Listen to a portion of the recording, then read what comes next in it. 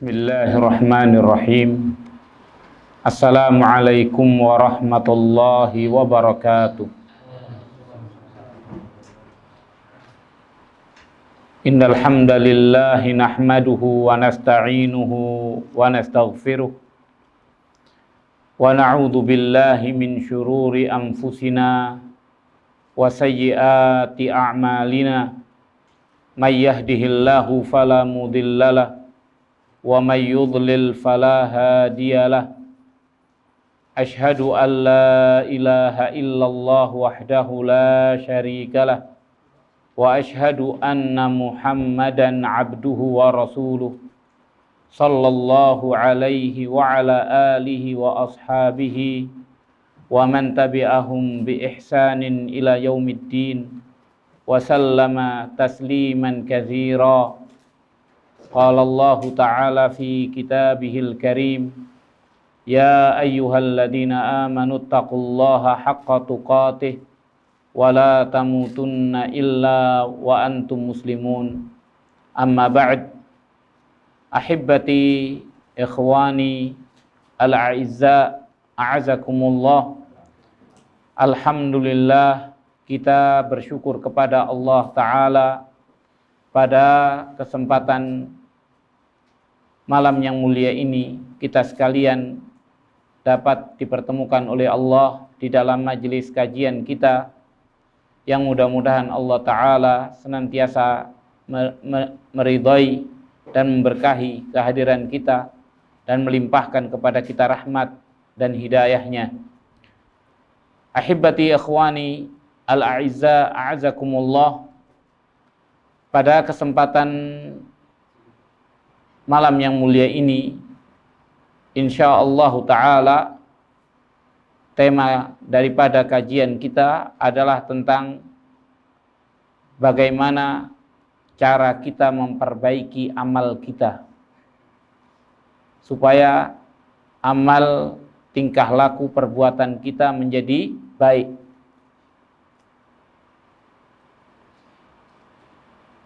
Sesungguhnya umat Islam adalah umatul islah, umat yang senantiasa berusaha untuk memperbaiki diri,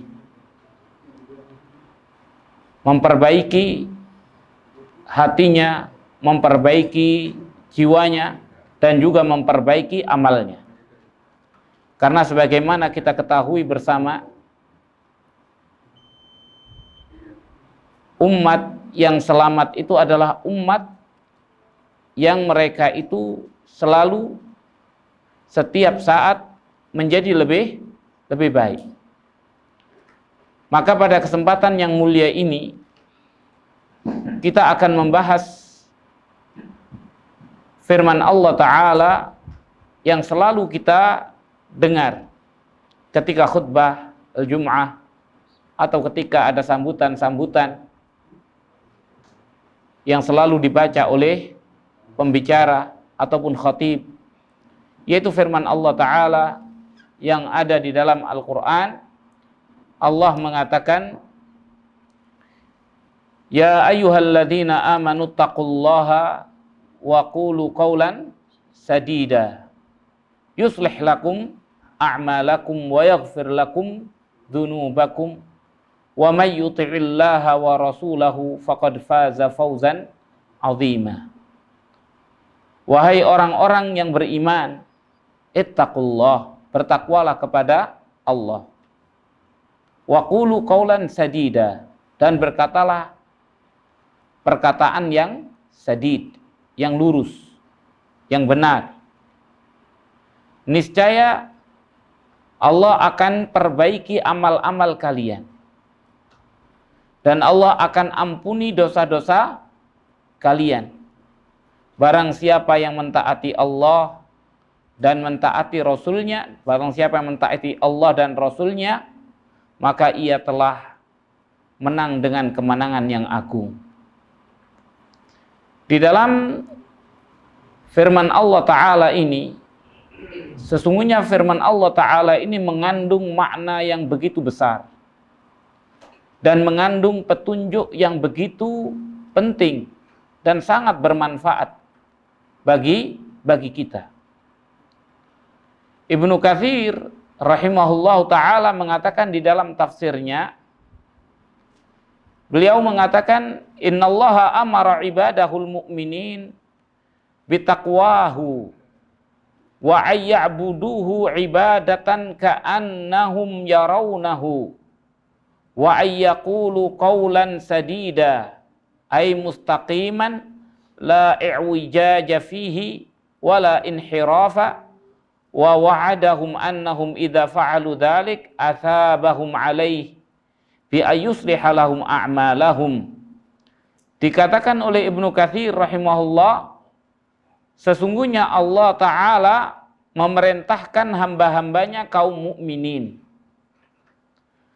untuk bertakwa kepadanya, bertakwa kepada Allah dan menyembah Allah Subhanahu wa Ta'ala dengan peribadatan seakan-akan mereka itu melihat Allah, dan agar berkata dengan perkataan yang lurus, yaitu perkataan yang mustaqiman, perkataan yang lurus, yang tidak ada bengkoknya dan tidak ada penyimpangan.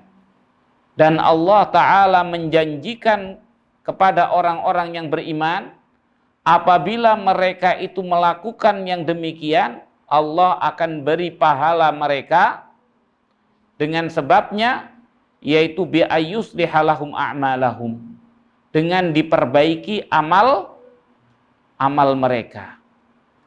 Maksudnya, katanya Ibnu Katsir, yuwaffiquhum lil a'mali salihah. Allah akan beri taufik di mereka untuk menetapi amal yang salihah.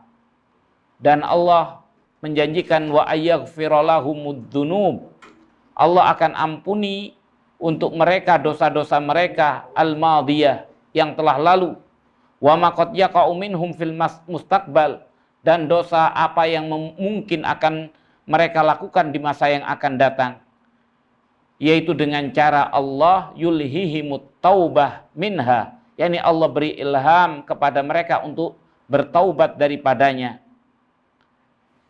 Maka di dalam pernyataan Ibnu Katsir rahimahullahu taala ini, Ibnu Katsir menjelaskan tentang perintah Allah Subhanahu wa taala, yaitu perintah bertakwa. Bertakwa itu seperti yang selalu kita katakan, takwa itu hakikatnya adalah apa yang ada di dalam hati. Makanya Rasulullah Shallallahu Alaihi Wasallam selalu mengatakan at-taqwa hahuna, at-taqwa hahuna.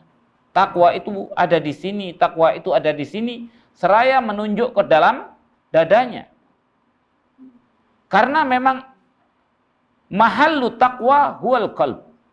Tempatnya takwa itu memang di dalam hati.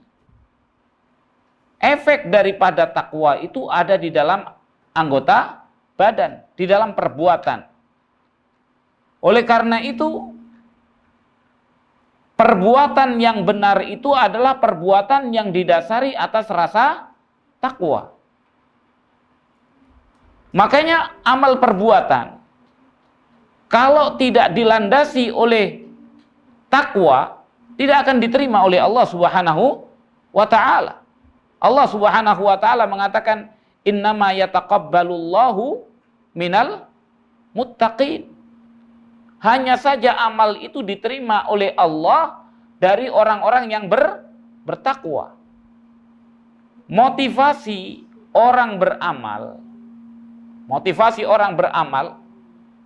haruslah karena takwa. Haruslah karena takwa, yaitu rasa takut. Yaitu rasa takut kepada Allah Subhanahu wa ta'ala.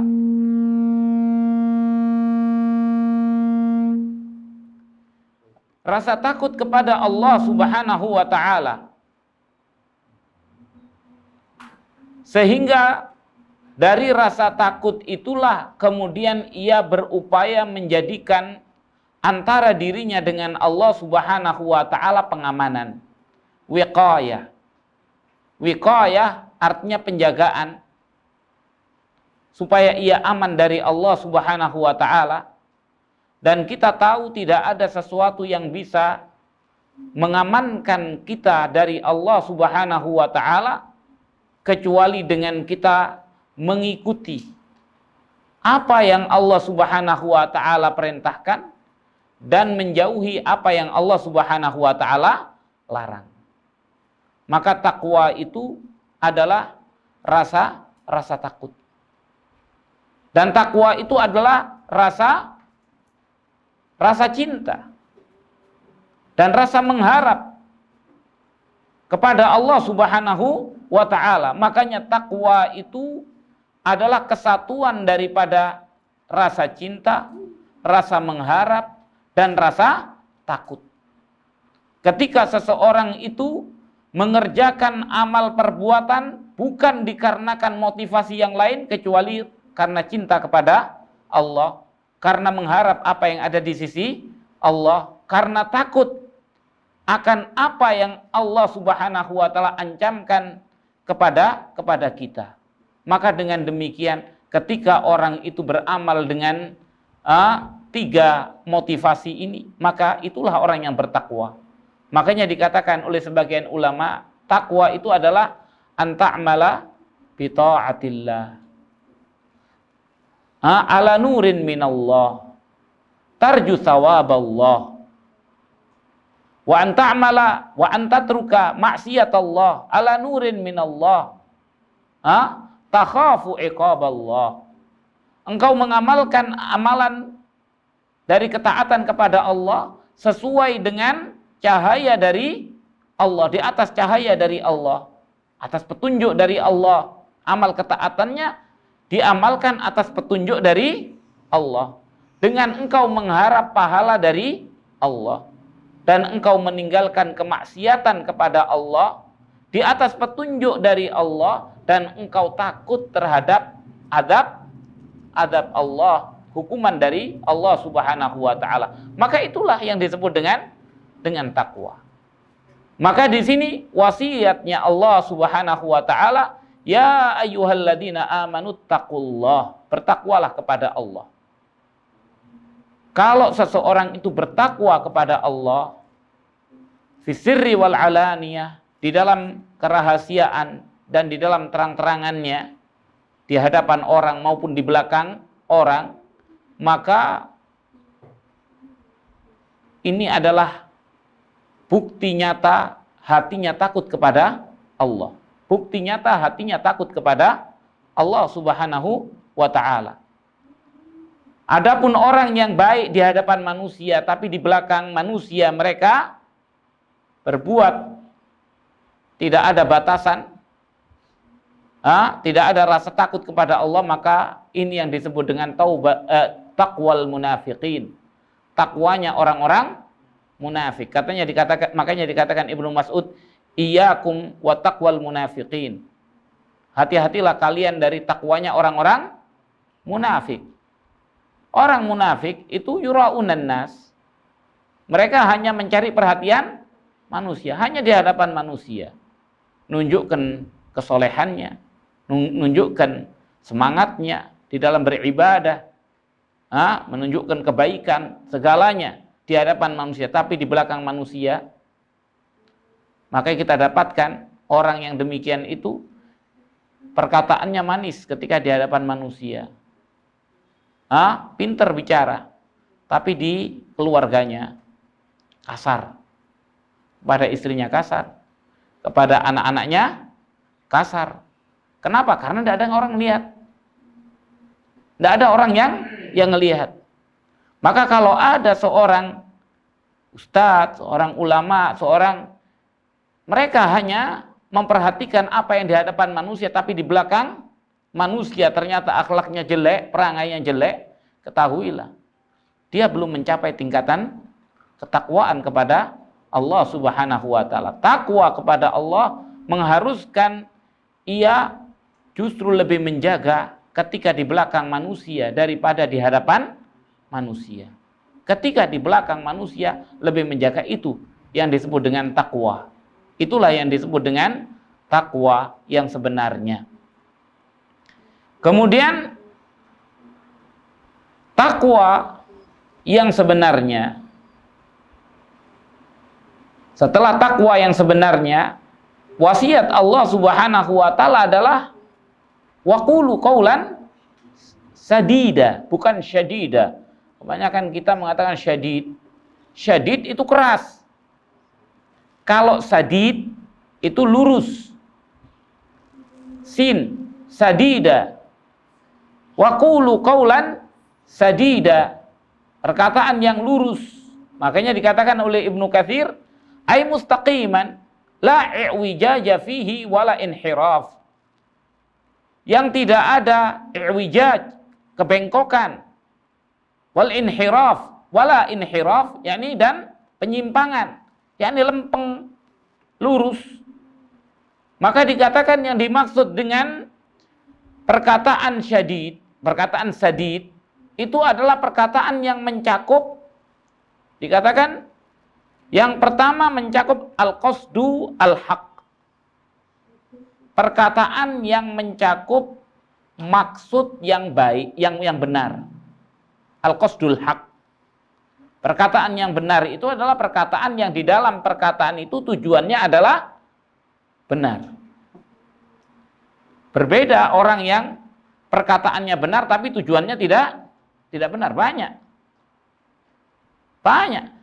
Terutama sekali orang-orang yang mereka itu ingin memalingkan firman-firman Allah kepada maksud dan tujuan yang mereka inginkan. Mereka membawakan ayatillah, ayat-ayat Allah Subhanahu wa taala, tapi ingin memalingkan manusia dari jalan Allah Subhanahu wa taala, membawa ayat-ayat Allah ila ghairi mahmalih, kepada selain daripada maksud yang dimaukan oleh Allah Subhanahu wa taala. Maka ini jelas tidak benar.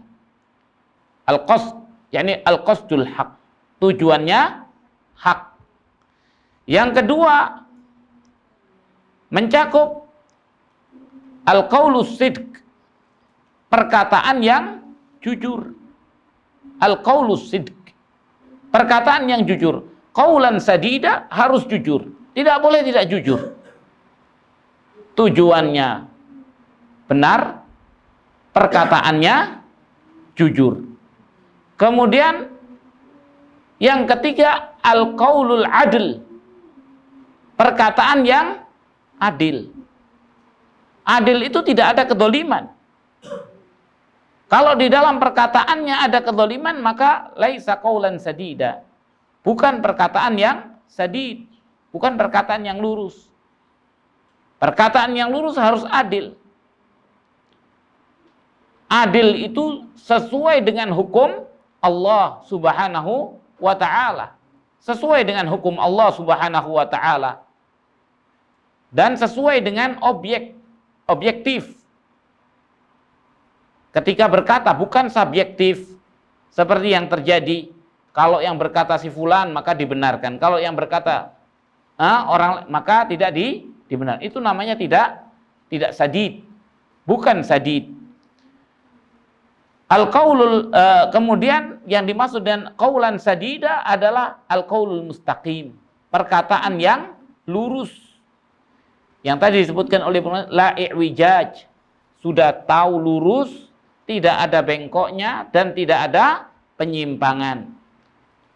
Dan perkataan sadid itu adalah perkataan alladzi la yuradu bihi illa wajhallah, perkataan yang tidak diinginkan dengannya kecuali hanya mengharap wajah Allah Subhanahu wa ta'ala, perkataan yang dhahiruhu yuwafiqu batinuhu, perkataan yang dhahirnya sesuai dengan batinnya. Yani bukan perkataan orang munafik, yaqulu bilisanih, berkata dengan lisannya secara dhahir tapi hatinya menginginkan yang lainnya. Hatinya menginginkan yang lainnya tidak. Tapi zahiruhu wa batinuhu sawa. Zahir dan batinnya sama. Zahir dan batinnya sama. Maka ini qaulan sadida.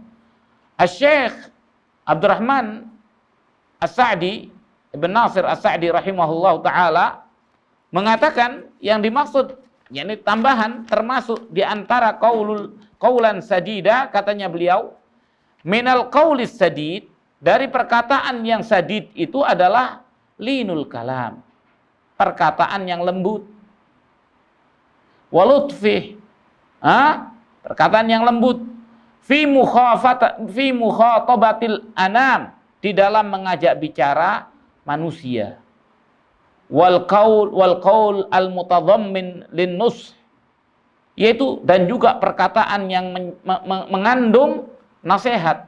Itu qaulun sadid. Apa nasihat? Nasihat itu ketulusan.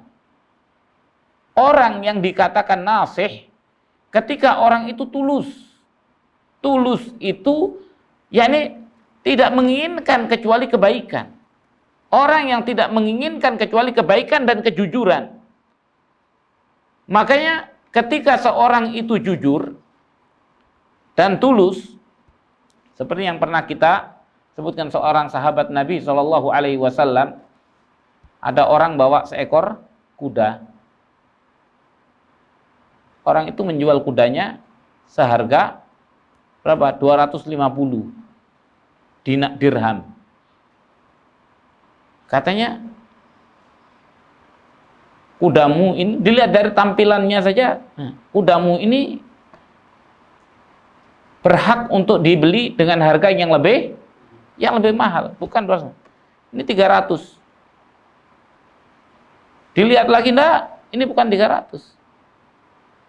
Ini 400. Kuda ini harganya 400. Dicoba ditunggangi lah. Kuda ini harganya 600. Kuda ini harganya 600. Dibayar 600.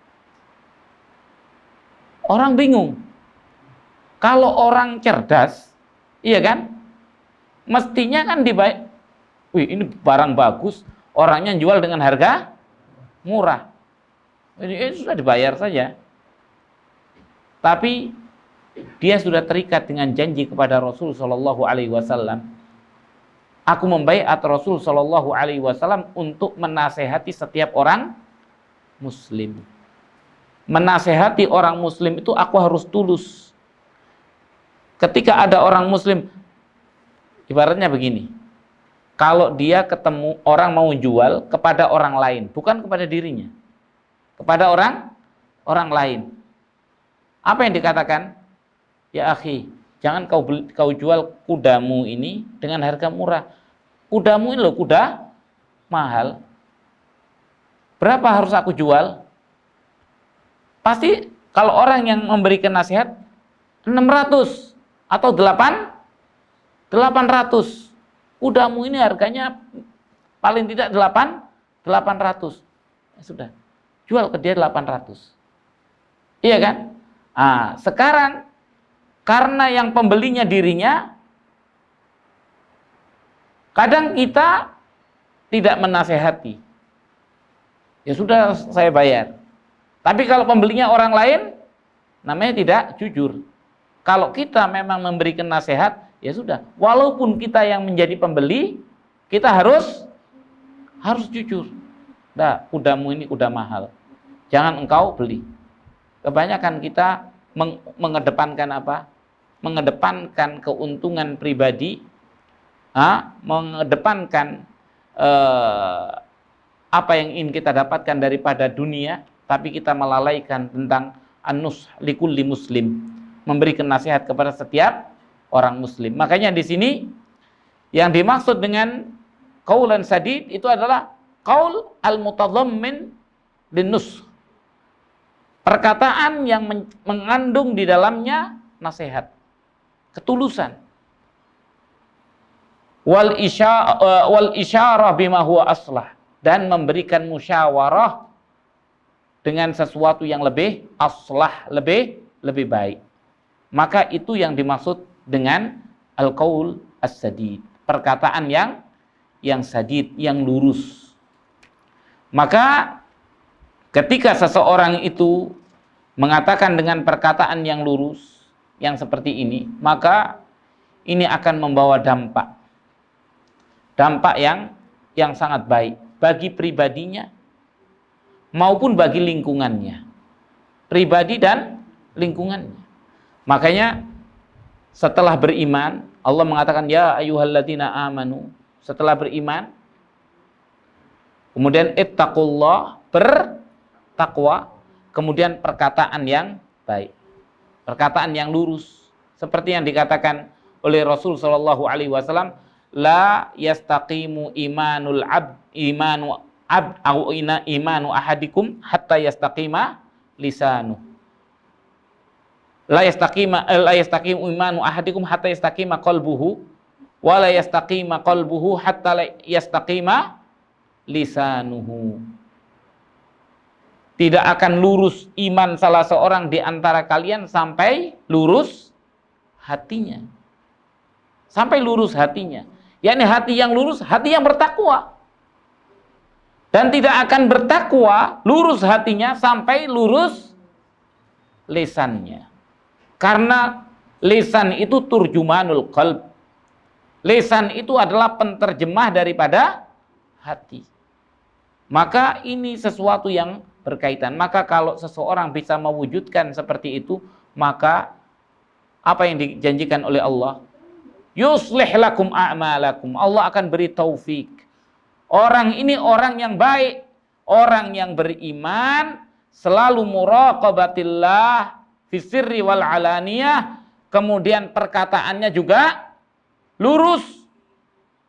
Maka sekarang bagian Allah untuk mewujudkan harapan dan keinginannya. Yuslih lakum a'malakum. Allah akan perbaiki amal kalian. Allah akan perbaiki, sudah pasti. Allah akan perbaiki. Orang itu pasti menjadi orang yang soleh. Pasti menjadi orang yang soleh. Dengan catatan tadi, beriman, bertakwa, dan berkata yang lurus. Beriman, bertakwa, berkata yang lurus. Tugas Allah, yuslih lakum a'malakum. Kemudian, kalau dulu-dulu pernah terjadi kesalahan, yaghfir lakum dunubakum. Allah ampuni apa yang telah lalu daripada dosanya. Dan dikatakan oleh Ibnu Katsir, wa mimma qad yaqa'u fil mustaqbal. Dan Allah juga akan ampuni dari apa yang akan terjadi di masa yang akan datang. Dengan cara apa? Yulhihimu, yakni yulhihim, bukan yulhimuhum at-taubah, dengan cara memberi ilham kepadanya at-taubah minha, daripada perbuatan dosa itu. Secepatnya diberi ilham oleh Allah untuk segera bertaubat, sehingga mudah ketika ia salah pun ia cepat untuk mengakui kesalahan. Kenapa? Karena kalau orang itu bertakwa, ketika salah, diingatkan salah, bersyukur. Coba orang kurang apa? Umar Ibnul Khattab itu di dalam kerasnya. Iya kan? Umar Ibnul Khattab keras. Di masa jahiliyah keras. Di masa Islam pun beliau keras. Tapi kerasnya Umar bin Khattab itu konsisten. Komitmen. Pegang prinsip. Makanya apa yang beliau katakan? Rahimallahu mra'an ahda ilayya khata'i. Mudah-mudahan Allah merahmati seseorang yang memberikan hadiah kepadaku kesalahanku. Kalau ada orang yang bisa menunjukkan kepadaku kesalahanku, aku doakan mudah-mudahan orang itu dirahmati oleh Allah Subhanahu wa ta'ala. Umar Ibnul Khattab radhiyallahu an, dikatakan oleh Ibnu Abbas, kana waqqafan ala kitabillah. Beliau itu orang yang wakaf. Apa wakaf? Terhenti. Yani kalau sudah ada ayat Allah yang melarang, remnya pakem. Langsung berhenti. Waqafan ala kitabillah. Berhenti di atas kitab Allah Subhanahu wa taala. Kalau Allah mengatakan begini, iya, tidak peduli.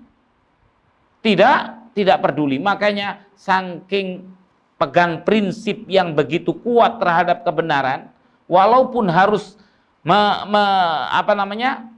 ini dirinya sendiri, makanya dikatakan oleh Rasul sallallahu alaihi wasallam apa? Ma salakta fajjan illa wa salaka syaitan fajjan ghaira fajjik. Dan tidaklah engkau menempuh satu gang kecuali syaitan akan menempuh gang yang lainnya selain daripada gangmu. Kenapa? Kalau ada Umar, syaitan dari kalangan manusia pun juga takut. Nggak bakalan berani dekat kepada Umar. Kenapa? Waduh, urusannya kalau nggak kegebuk, makanya itulah kenapa sedemikian rupa, karena tadi iman, takwa, wa qaul as-sadid, al-qaulus sadid. Ini Umar ibnul Khattab radhiyallahu anhu. Yuslih lakum a'malakum wa yaghfir lakum dunubakum. Kemudian Allah Ta'ala di dalam ayat yang mulia ini mengatakan, wa may yuti'illaha wa rasulahu faqad faza fawzan 'azima. Barang siapa yang mentaati Allah dan Rasulnya, maka ia telah menang dengan kemenangan yang agung. Mentaati Allah dan mentaati Rasul. Yani dikatakan oleh Ibnu Katsir, makna wa may yuti'illaha wa rasulahu faqad faza fawzan 'azima. Katanya Ibnu Katsir, summa qala, kemudian Allah Subhanahu wa taala mengatakan, wa may yuti'illaha wa rasulahu faqad faza fawzan 'azima. Dan barang siapa yang mentaati Allah dan Rasulnya, maka ia telah menang dengan kemenangan yang agung. Katanya Ibnu Katsir, wa dzalika annahu yujaru min naril jahim ilal jannatin na'imil muqim, yaitu bahwasannya orang yang mentaati Allah dan Rasulnya itu akan yujar, dilindungi, min naril jahim, dari neraka jahim, ilal jannatin na'im, kepada surga yang penuh dengan kenikmatan, al-muqim, yang abadi. Maka ini berbeda dengan orang yang bermaksiat kepada Allah dan kepada Rasulnya. Di dalam ayat yang lain Allah mengatakan apa? Wa may ya'sillaha wa rasulahu wa yata'adda hududahu yudkhilhu naran khalidan fiha wa lahu 'adzabun muhin. Dikatakan oleh Allah Subhanahu wa taala, barang siapa yang ya'sillah, bermaksiat kepada Allah, wa rasulahu, dan bermaksiat kepada Rasulnya, wa yata'adda hududahu, dan melampaui batasan-batasan Allah, yudkhilhu naran, Allah masukkan dia ke dalam neraka, khalidan fiha, kekal di dalamnya, walahu adzabun muhin, dan baginya adab yang hina. Baginya adab yang hina. Maka ini kebalikan daripada orang yang mentaati Allah Subhanahu wa taala. Orang yang mentaati Allah Subhanahu wa taala, ia akan mendapatkan ketenangan. Ia akan mendapatkan ketenangan, kebahagiaan di dunia. Tidak peduli dengan keadaan yang ia ada padanya. Makanya orang yang bertakwa kepada Allah, yang beriman, bertakwa kepada Allah, kemudian berkata yang baik, mentaati Allah dan mentaati Rasulnya, ia seperti yang digambarkan oleh Allah tentang walinya. Ala inna awliya Allah la khaufun alaihim walahum yahzanun.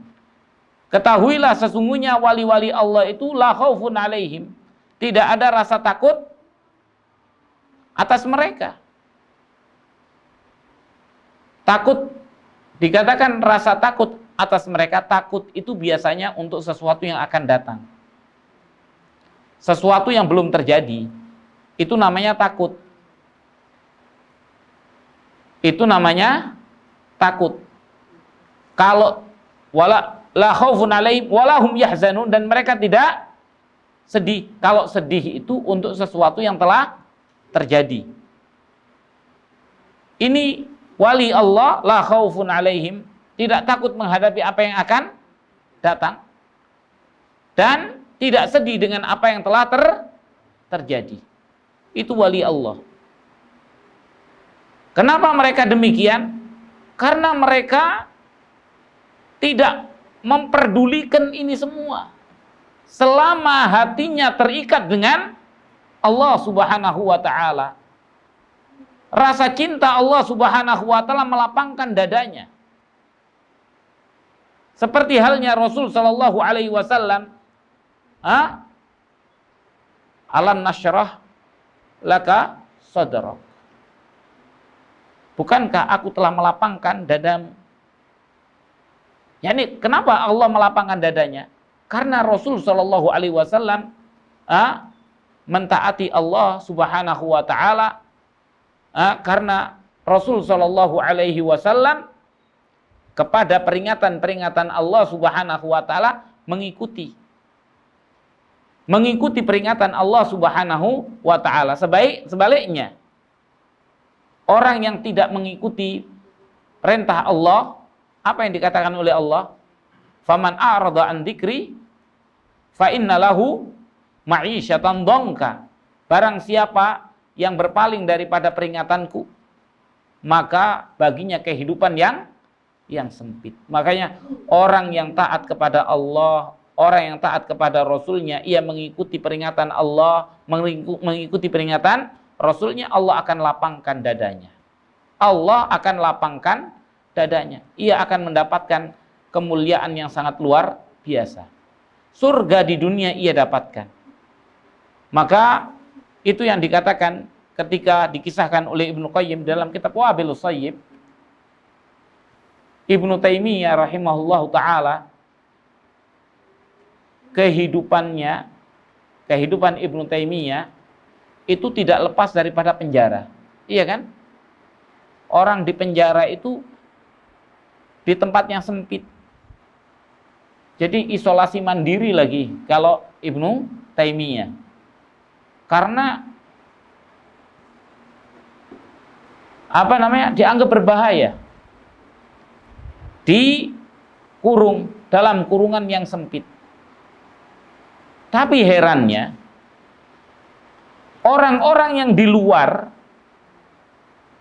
itu datang mengeluhkan kesempitan hidupnya kepada Ibnu Taimiyah. Makanya katanya Ibnu Qayyim, aku tidak dapatkan orang yang hatinya selapang seperti Ibnu Taimiyah.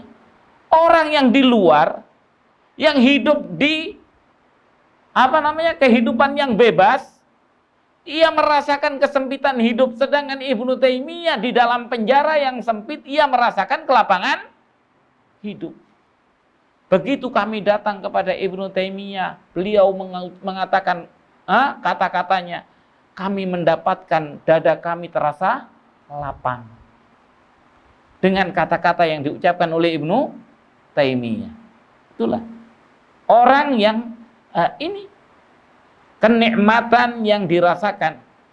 Tidak akan bisa merasakan itu kecuali orang yang menempuh jalan seperti yang digariskan oleh Allah tadi. Tidak akan bisa.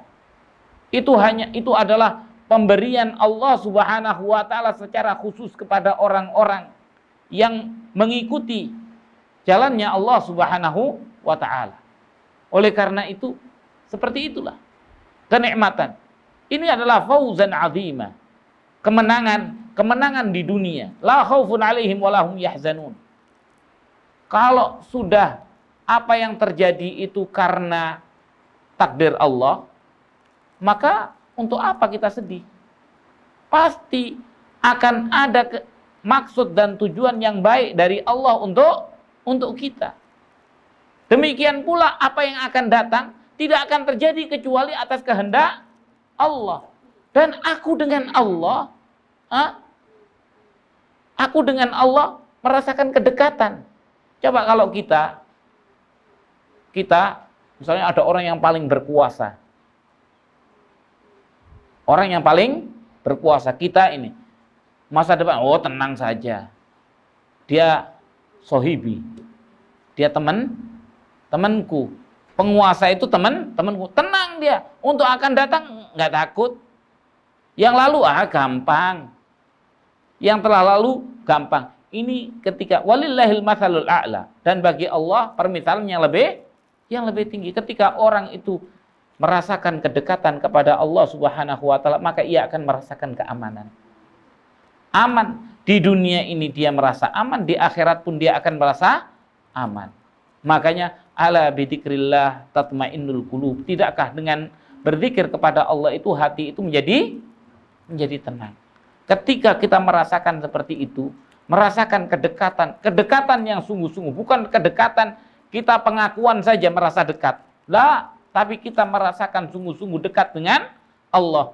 Ketika seseorang itu merasa dekat kepada Allah, Allah pun merasakan dekat kepada dirinya, maka apa yang terjadi? Orang itu selalu terikat hatinya dengan Allah Subhanahu wa taala. Nyaman sholat, bertemu dengan Allah, ia merasakan kekhusyuan. Ia merasakan nyaman bermunajat kepada Allah, tidak bosan-bosan. Sepanjang hari pun dia bermunajat kepada Allah tidak bosan. Bahkan tidak memperdulikan keadaannya. Karena apa? Karena merasakan kenikmatan di dalam munajat kepada Allah Subhanahu wa ta'ala. Dalam keadaan yang seperti ini. Ini adalah kenikmatan yang tidak bisa dirasakan kecuali oleh orang yang melakukan. Tidak bisa dibayangkan. Tidak bisa dibayangkan. Maka dari itu, inilah fauzan azim. Dan ketika di akhirat pun mendapatkan tadi. Ia bertemu dengan Allah Subhanahu wa ta'ala, pertemuan orang yang merindukan. Merindukan Allah Subhanahu wa ta'ala. Seperti yang dikatakan, perbedaannya orang yang sungguh-sungguh kepada Allah itu ketika bertemu dengan Allah seperti pertemuan seorang yang pergi meninggalkan keluarganya, kemudian mau ketemu keluarganya. Apa yang terjadi? Ya Allah, hati berdebar. Istrinya sudah ditinggalkan bertahun-tahun, kemudian mengharapkan pertemuan yang indah. Tapi orang yang bermaksiat kepada Allah Subhanahu wa ta'ala, tidak taat, apa pertemuan yang diharapkan? Pertemuan seorang budak yang lari dari majikannya. Ketika ketemu yang dipikir apa? Hukuman apa yang aku akan terima? Karena dia kabur. Ibarat tentara desersi, kabur dari tugas, kemudian ketangkep. Kira-kira, kira-kira benjut apa enggak saya ini? Seperti itu. Maka gambarannya seperti itu. Itulah kenikmatan yang sesungguhnya yang dijanjikan oleh Allah. Fauzan azima. Kemenangan yang sebenarnya itu wa man zuhziha 'anil nar wa udkhilal jannata faqad faz. Siapa yang dijauhkan dari api neraka dan dimasukkan ke dalam surga, maka dialah orang yang menang. Ini orang yang menang. Orang yang menang itu adalah orang yang seperti yuti'illaha wa rasulah. Mentaati Allah dan mentaati Rasulnya, yang ia itu tadi beriman, bertakwa, dan berkata yang lurus. Berkata yang lurus. Nah, ini yang kita sekarang dapatkan, para tokoh agama. Coba kita lihat, mereka orang-orang besar hanya bisa omong doang. Kadang-kadang antara perkataan dan perbuatan tidak sama. Mereka hubbud dunya, cinta kepada dunia. Bahkan menjual agama untuk mendapatkan dunia. Yani mereka ubadud dunya la ubadullah. Mereka itu hambanya dunia, bukan hambanya Allah Subhanahu wa ta'ala. Tidak ada keikhlasan. Maka dari itu waliyadzubillah, keadaan ulama, orang-orang yang diulamakan dengan cara seperti ini. Maka apa yang menimpa kita sesungguhnya tidaklah lepas daripada disebabkan oleh ulama-ulama su yang ada di dalam negeri kita ini. Ketika ulama-ulama su seperti itu, mereka mencari dunia dengan agama, maka Allah Subhanahu wa ta'ala timpakan kepada kita kehinaan yang seperti ini. Makanya kalau kita ingin Allah memuliakan kita di dunia ini, amalkan tadi. Amalkan pada diri kita, karena efek daripada tadi yang kita sebutkan, perkataan yang lurus tadi, efeknya pada keluarga akan baik.